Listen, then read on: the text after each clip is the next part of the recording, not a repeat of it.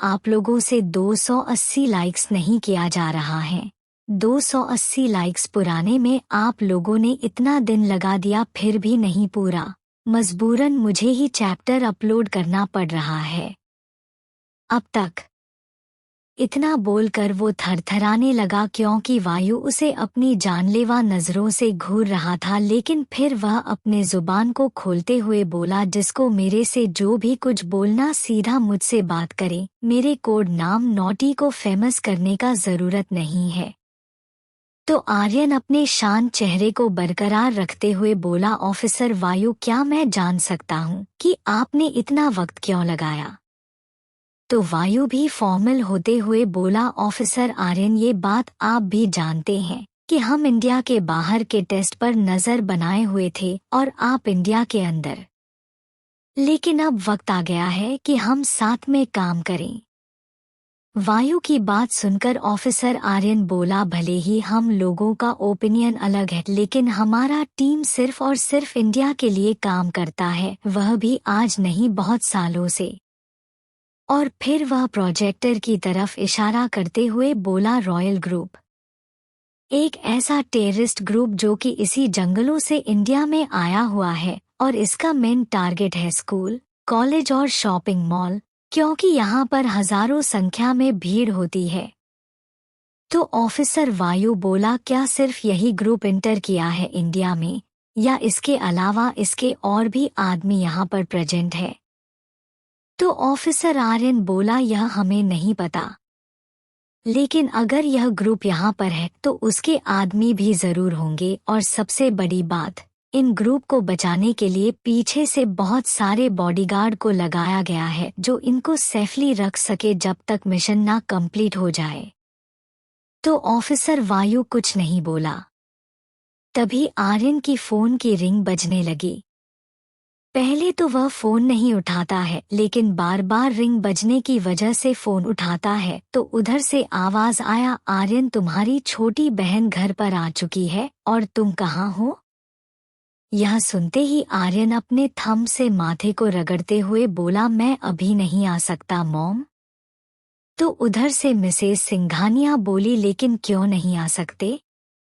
देखो, मुझे कुछ नहीं पता, मुझे तुम अपने घर पर चाहिए किसी भी हालत में। मैं तुम्हें तुम्हारी छोटी बहन से मिलवाना चाहती हूँ। तो आर्यन बिना कुछ बोले फोन काट देता है। तभी उसके कानों में वायु की आवाज गई। लगता है मिसेस सिंघानिया की कॉल थी अपने बेटे की खबर पूछने के लिए। तो आर्यन कुछ नहीं बोला और फोन को अपने पॉकेट में डाल लेता है। तभी वायु बोला, विनी से दूर रहना, वह सिर्फ मेरी बहन है और किसी की कुछ नहीं। इतना बोलकर वह वहां से निकलने को होता है। तभी आर्यन अपने शांत भरी आवाज में बोला, I love her and she is mine. तो वायु तुरंत पीछे मुड़ा और सीधा आर्यन के पास आकर अपने गन को उसके माथे पर रखकर बोला, दूर रह उससे, मुझे नहीं चाहिए अपनी बहन के लाइफ में।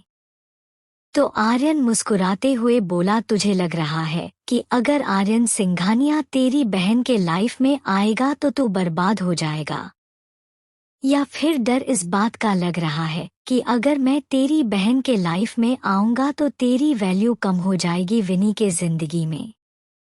तो वायु अपने गन को पीछे पेंट में खोसते हुए बोला, देख तू दूर रह मेरी बहन से, मेरी बहन सिर्फ मेरी है।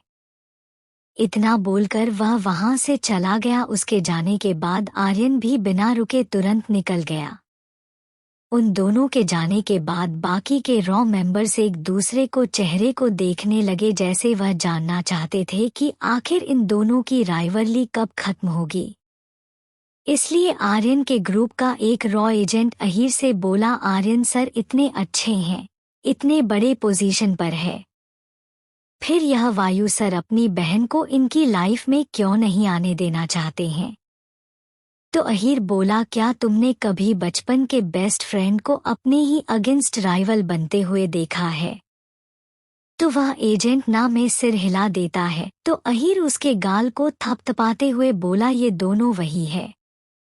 इतना बोलकर वह वहां से चला गया।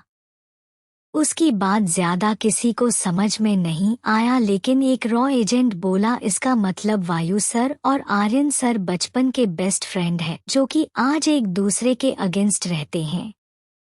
लेकिन ऐसा क्यों? दोनों बचपन के दोस्त आज अलग अलग रॉ ग्रुप में हैं और उन्हें देखकर ऐसा लगता है कि अगर उन्हें मौका मिले तो एक दूसरे के काटने में भी पीछे नहीं हटेंगे।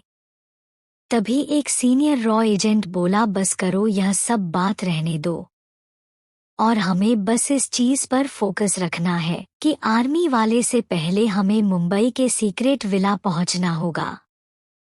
तो सब हमें सिर हिला देते हैं। तभी एक और एजेंट बोला, सर क्या हम फॉक्स ग्रुप के मेंबर से मिल पाएंगे?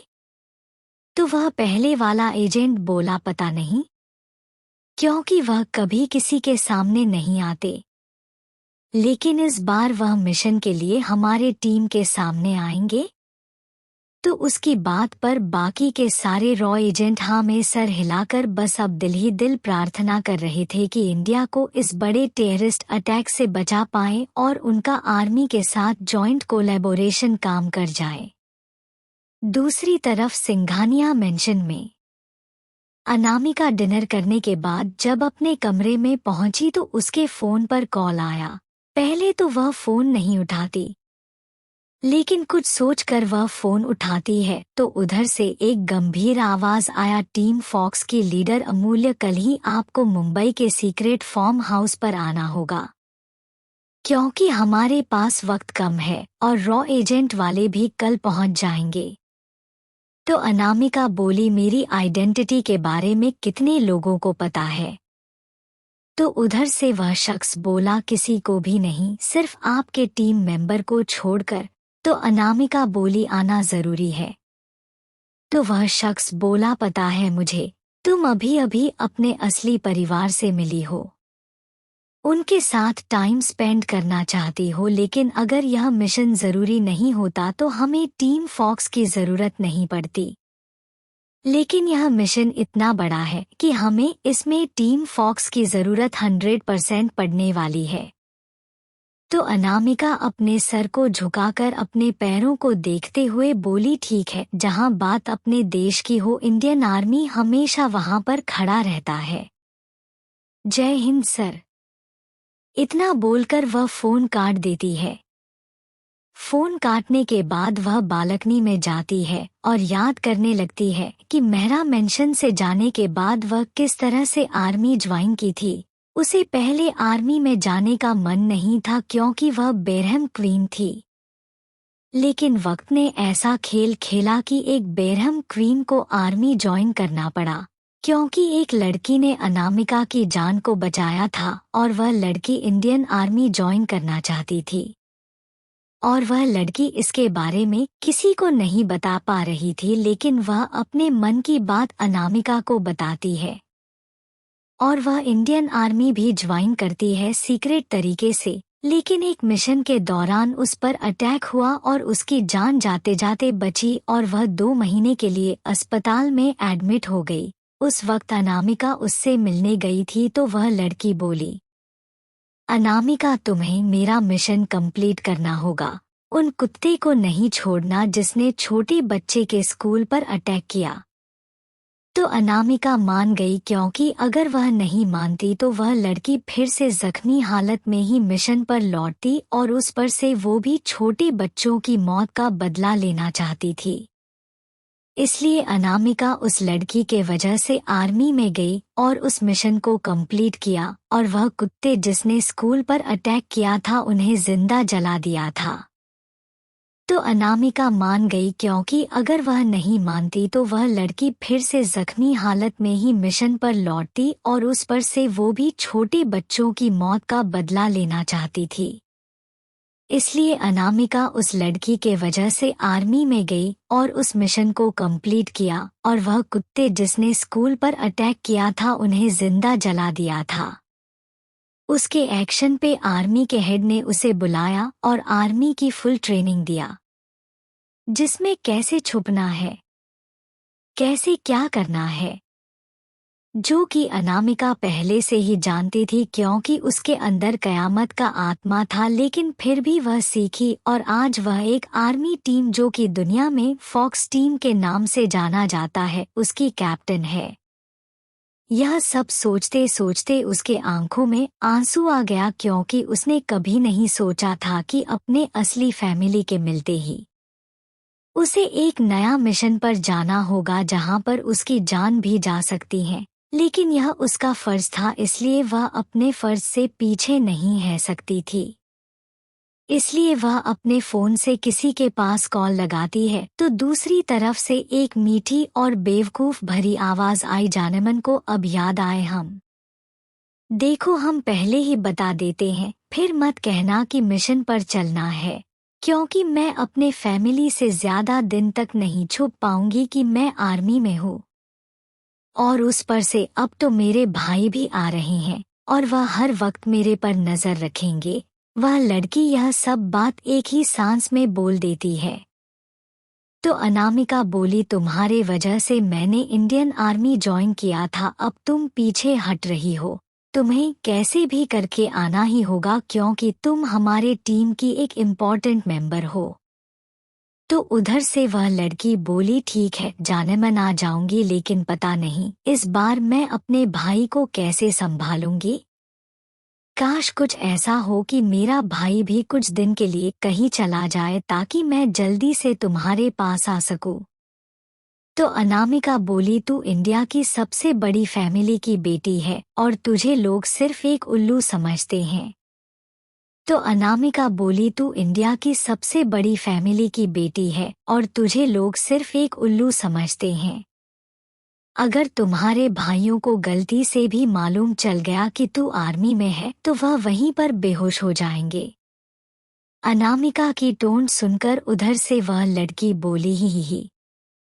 इतनी बड़ी फैमिली की बेटी हूँ, इसलिए तो मेरे पर पाबंदी है आर्मी में न जाने का, क्योंकि अगर मुझे कुछ हुआ तो मेरे मॉम डैड को हार्ट अटैक आ जाएगा।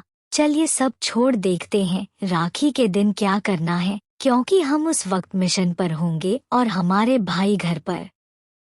इतना बोलकर वह फोन काट देती है। वही इस जंगलों के पास फार्म हाउस में वायु वहां से निकलकर दूसरे कमरे में आया जो कि उसका प्राइवेट कमरा था और फिर विनी के पास कॉल करता है। तो विनी तुरंत फोन पिक कर लेती है। तो उधर से वायु थोड़ा फिक्र भरे अंदाज में बोला, विनी तू अब तक जाग रही है क्या, तू ठीक है? तो विनी तुरंत बोली, भाई मैं अभी एक मूवी देख रही थी, अब जल्दी बताओ आज क्यों नहीं आए आप? तो वायु बोला, कुछ काम था। तो विनी बोली, भाई परसों राखी है और अभी तक आप नहीं आए घर पे, क्या आप सच में आ रही हैं या फिर मुझसे मजाक कर रही हैं? तो वायु कस के अपनी आंखें बंद कर लेता है और फिर जब आंखें खोलता है तो उसकी आंख खाली था और वह उसी तरह बोला, शायद मैं न आ पाऊं रक्षा बंधन पे। तो विनी भी कस के अपनी आंखें बंद करते हुए बोली, ठीक है भाई। इतना बोलकर वह फोन काट देती है। वही इधर वायु कस के फोन को पकड़कर बोला, माफ करना विनी, अपने वतन के आगे कुछ भी नहीं। उधर विनी फोन को भींचकर नीचे बैठ जाती है और तभी उसके आंखों से 2 बूंद आंसू उसके फोन पर लुढ़क गए। अगली सुबह सबके लिए कुछ ना कुछ अलग सवेरा लिए हुए सनराइज हुआ था। सबसे पहले पूरी रॉ एजेंट की टीम, जिसमें आर्यन के टीम के मेंबर और वायु के टीम के मेंबर दोनों थे, साथ में मुंबई के हेडक्वार्टर की तरफ से दिया गया सीक्रेट विला में जा रहे थे। वह लोग अभी नॉर्मल ड्रेस में थे जो कि आम था, लेकिन वह नॉर्मल ड्रेस में भी कयामत ढा रहे थे क्योंकि 10 के 10 टीम मेंबर ब्लैक पेंट और वाइट शर्ट पहने हुए थे। सिर्फ आर्यन और वायु को छोड़कर, क्योंकि वह दोनों ब्लैक शर्ट और वाइट पैंट पहने हुए थे जो कि दर्शा रहा था कि वह दोनों इस टीम के लीडर है। उन सबके हाथों में गन था ताकि कोई अगर उनके रास्ते में आए तो उसी वक्त शूट कर दे। वहीं दूसरी तरफ राजावत मेंशन सब सुबह के ब्रेकफास्ट टेबल पर बैठे हुए थे और आज विनी के चेहरे पर रौनक भी नहीं था जो कि कल डाइनिंग टेबल पर डिनर करते वक्त था। वही श्रेया कुछ सोच में घूम थी। तो वही शिवांश की आंखें लाल थी और वह अपना पूरा फोकस को सिर्फ और सिर्फ अपने प्लेट पर डाले हुए था। वह इधर उधर नहीं देख रहा था, जिसके कारण सबको थोड़ा अजीब लग रहा था, लेकिन किसी ने भी कुछ बोलने की हिम्मत नहीं जुटाई। तभी श्रेया बोली, मॉम मुझे आज पहले ही हॉस्पिटल जाना होगा क्योंकि एक इमरजेंसी केस आया है और हो सके तो मुझे आने में 3-4 दिन भी लग जाएगा। तो उसकी मॉम बोली, लेकिन बेटा परसों रक्षाबंधन है। तो श्रेया एक नज़र शिवांश को देखते हुए बोली, ठीक है, हो सके तो आ जाऊं। तो ओल्ड राजावत दादू बोले, श्रेया बेटा हो सके तो नहीं, तुम्हें परसों सिंघानिया मेंशन आना ही होगा क्योंकि वहीं पर हम रक्षाबंधन सेलिब्रेट करेंगे। तो श्रेया डाइनिंग टेबल से खड़ा होते हुए बोली, ठीक है दादू, और फिर वहां से निकल गई। उसके जाने के बाद शिवांश भी खड़ा हुआ और बिना कुछ बोले निकल गया। जब वह बाहर आकर देखता है तो पाता है श्रेया गेट के पास खड़ी होकर ड्राइवर का वेट कर रही थी, जो कि कार लेने गया था, इसलिए वह धीमे से बोला, क्या मैं छोड़ दूं?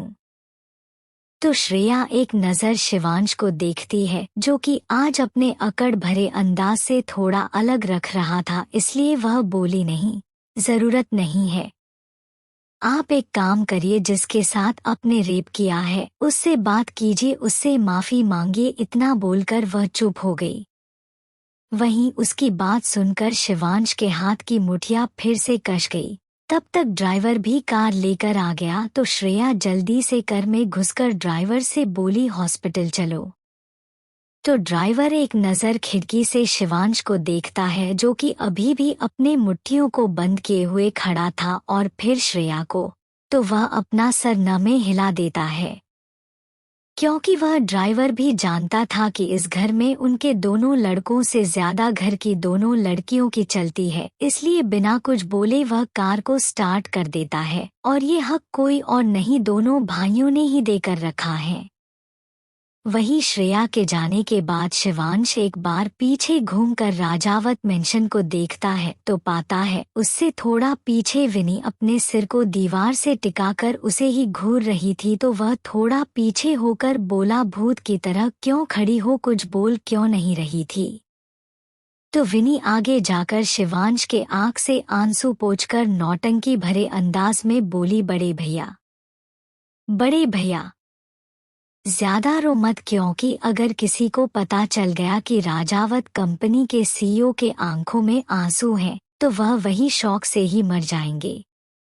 तो शिवांश उसके बाल को सहलाते हुए बोला, विनी बच्चा, मैं और नालायक ने गलती कर दिया कि तुम्हें और श्रेया को ज्यादा छूट दे दी, इसलिए तुम दोनों जब देखो तब हम दोनों का मजाक उड़ाती रहती हो। तो विनी तुरंत उसके गले पर अपने दोनों बाजुओं को पकड़कर उसके ऊपर लटकते हुए बोली, अब कुछ नहीं हो सकता बड़े भैया, क्योंकि अब हम दोनों बिगड़ चुके हैं, वह भी आप दोनों के प्यार की वजह से। विनी से बात करके शिवांश को हल्का महसूस हो रहा था, क्योंकि भले ही श्रेया उससे नाराज थी, लेकिन विनी उसे अच्छा फील दिलवा रही थी, इसलिए वह उसे टाइटली कमर से पकड़ लेता है ताकि वह ना गिरे। तभी विनी अपने चेहरे पर मासूमियत लाते हुए बोली, बड़े भैया मुझे अपने फ्रेंड के घर जाना है, क्या मैं जा सकती हूँ? तो शिवांश घुरकर उसे देखता है, तो विनी अपनी आंखों में मासूमियत की चमक लाते हुए बोली, प्लीज भैया, अगर मैं नहीं गई तो वह अपना बर्थडे सेलिब्रेट नहीं करेगी। तो शिवांश बोला, नालायक से बात किया तुमने? तो विनी बोली, कल रात के बाद उसने मेरे पास कॉल ही नहीं किया, जरूर बहुत ज्यादा बिजी हो गया है वह, मैं उससे बात ही नहीं करूंगी। इतना बोलकर वह अपने मुंह को गोलगप्पे की तरफ फुला लेती है। शिवांश उसके फुले हुए गाल पर अपने उंगली से पिंच करते हुए बोला, ठीक है, ज्यादा गुस्सा मत करो, अब जाओ, लेकिन परसों रक्षाबंधन है तो याद से आ जाना। तो विनी नीचे उतर जाती हैं और फिर अपने उंगलियों से शिवांश को नीचे झुकने का इशारा करती है। तो शिवांश नीचे झुक गया तो वो तुरंत शिवांश के माथे पर बेबी किस करते हुए बोली, अपना ख्याल रखना। और हाँ, श्रेया दी दिल की बुरी नहीं है, बट आपने उन्हें नाराज कर दिया है, पता नहीं कौन सी बात पर। और फिर वह उसे बाय बोलकर अपने फ्रेंड के घर निकल जाती है। इधर शिवांश चेहरे पर मुस्कान ले हुए बोला, फूल गर्ल, लेकिन मेरी गोलगप्पा, तुमने सही बोला कि श्रेया सिर्फ मुझसे नाराज है, अब जल्दी से मुझे उसकी नाराजगी खत्म करनी होगी। इतना बोलकर वह एक डेविल स्माइल पास कर देता है, जैसे उसके दिमाग में कुछ शातिर प्लान चल रहा हो। सिंघानिया मेंशन। अनामिका अभी हॉल में सोफे पर बैठी हुई थी। उसके बगल में उसका लिटिल ब्रदर आदित्य भी बैठा हुआ था, जो उसके हाथ के उंगलियों के साथ खेल रहा था और अनामिका कुछ सोच रही थी। तभी साक्षी जाकर अनामिका के दूसरी ओर से गले लगाते हुए बोली, लिटिल सिस्टर, क्या सोच रही हो? तो अनामिका मुस्कुराते हुए बोली, कुछ नहीं, वैसे आज तुम कॉलेज नहीं गई? तो साक्षी अपने मुंह को बनाते हुए बोली, यहाँ मेरी लिटिल सिस्टर कितने सालों बाद आई है और मैं कॉलेज जाऊं? ना बाबा ना, और वैसे भी यह आदित्य भी तो नहीं गया है। तो अनामिका तुरंत आदित्य की ओर अपनी आंखें घुमाती है। तो आदित्य अपने मासूम शक्ल बनाते हुए बोला, छोटी सिस्टर, जब तक तुम्हारा एडमिशन नहीं हो जाएगा मेरे कॉलेज में, तब तक मैं नहीं जाऊंगा। तो अनामिका ज्यादा कुछ नहीं बोली, क्योंकि उसके दिमाग में अभी भी यही चल रहा था कि कैसे परिवार से बहाने बनाकर वह हेड क्वार्टर के सीक्रेट फार्म हाउस पर जाएगी। इधर अब तक रॉ एजेंट वाले सब सीक्रेट फार्म हाउस पहुंच चुके थे और अभी सब अपने अपने कमरे में रेस्ट कर रहे थे, क्योंकि वह सुबह 2 बजे से ही निकले थे यहाँ पर पहुंचने के लिए। वही आर्यन के चेहरे पर भी रौनक था, जैसे वह खुश हो। उसे खुश होते हुए देखकर वायु चिढ़ किया और बोला, इतना क्यों हैप्पी हैप्पी लग रहे हो?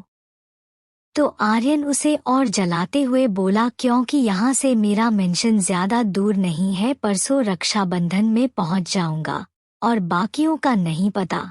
इतना बोलकर वह भी अपने कमरे में चला गया।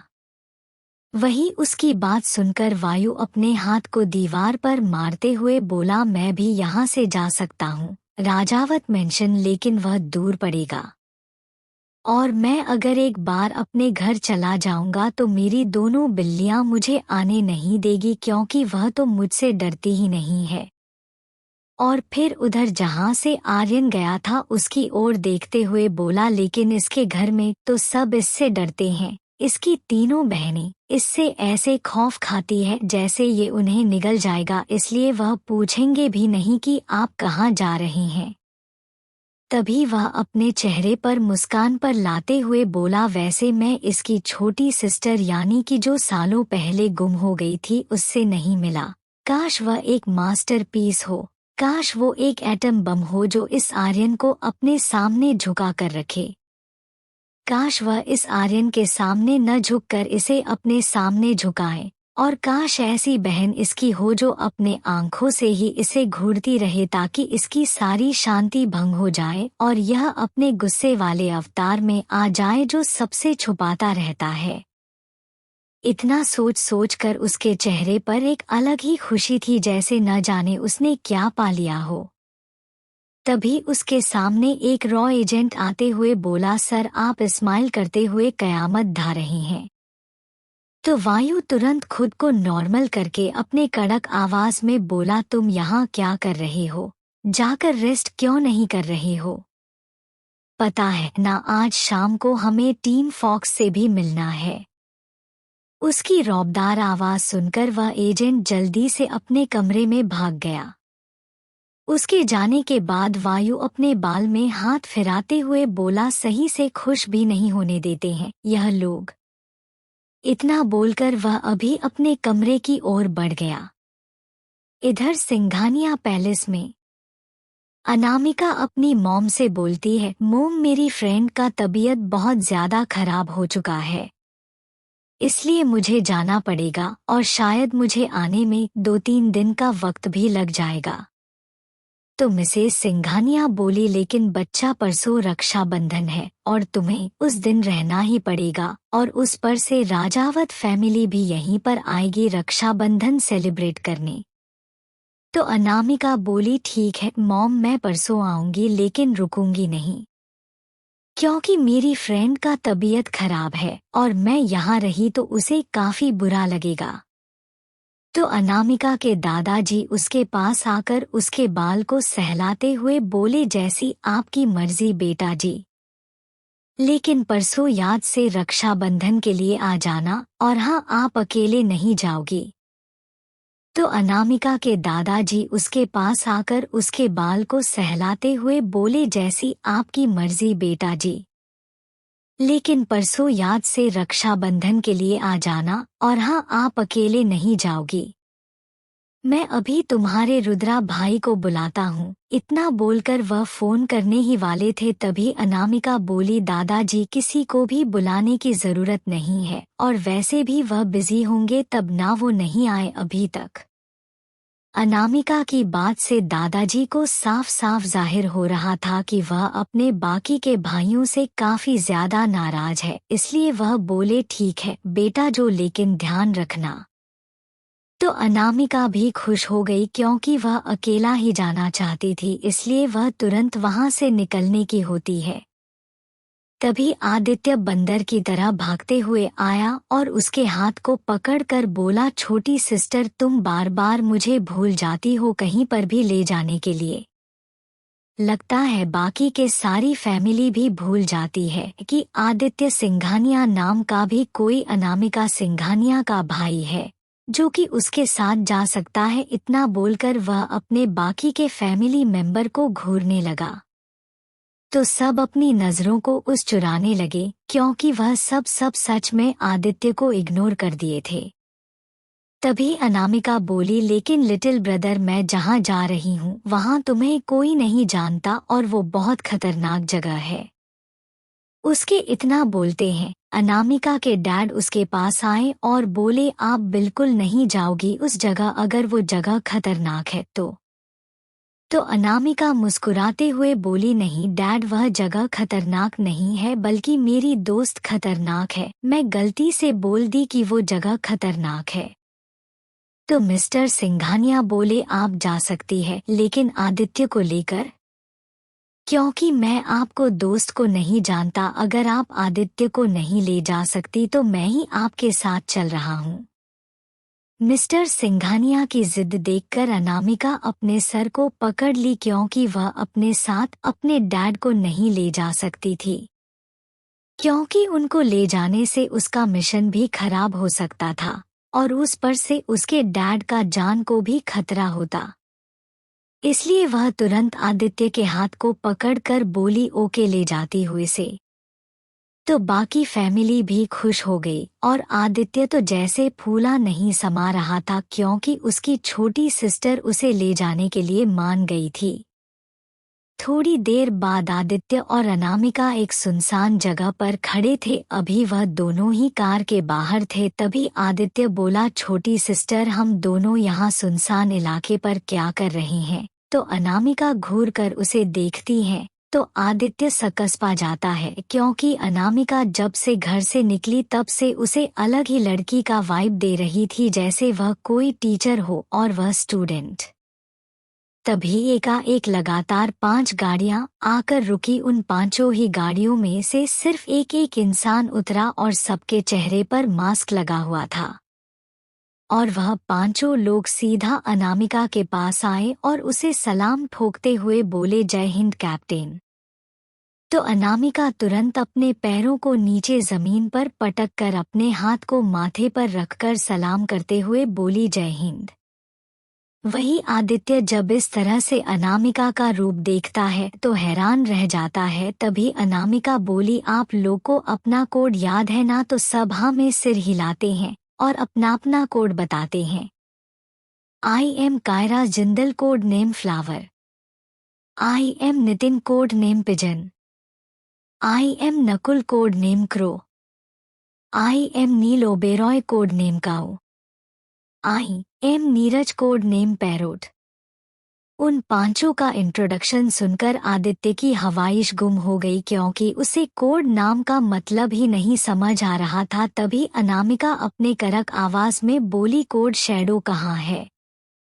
तभी एक और कार वहां आकर रुकती है और उस कार में से एक लड़की निकलती है, जिसे देखकर अनामिका मुस्कुरा दी। तो कौन है वह लड़की जिसे देखकर अनामिका मुस्कुरा दी? और एक सवाल का आंसर मैं जानना चाहती हूँ कि कोड शैडो कौन है? कमेंट में सब बताना ताकि मैं भी जानूं आप लोग कितना सही गेस करते हो।